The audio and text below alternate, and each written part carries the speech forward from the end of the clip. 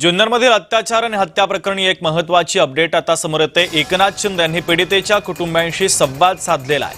आरोपीला फाशीची शिक्षा होण्यासाठी प्रयत्न करू असं एकनाथ शिंदे यांनी म्हटलेलं आहे। तर उपमुख्यमंत्री एकनाथ शिंदे यांनी कुटुंबासोबत संवाद साधल्यानंतर आश्वासन दिलंय। या घटनेबाबत आपण स्वतः पोलीस महासंचालकांसोबत बोलून घटनेचा तपास वेगाने करून लवकरात लवकर आरोपपत्र दाखल करण्याचे निर्देश देऊ असं उपमुख्यमंत्री एकनाथ शिंदे यांनी आश्वासन दिलेलं आहे।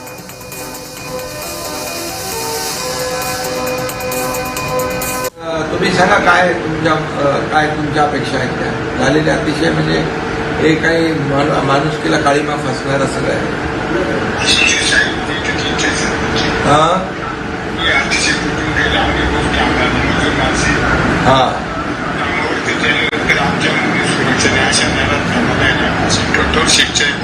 नाही, कठोर म्हणजे यांचा फाशीशिवाय दुसरी सजा नाही यांना।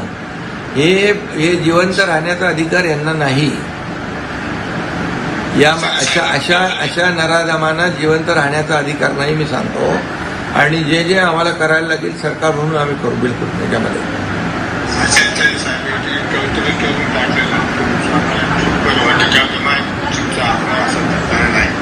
नाही करू। आम्ही तुमच्या बरोबर आहोत, सरकार तुमच्या बरोबर आहे।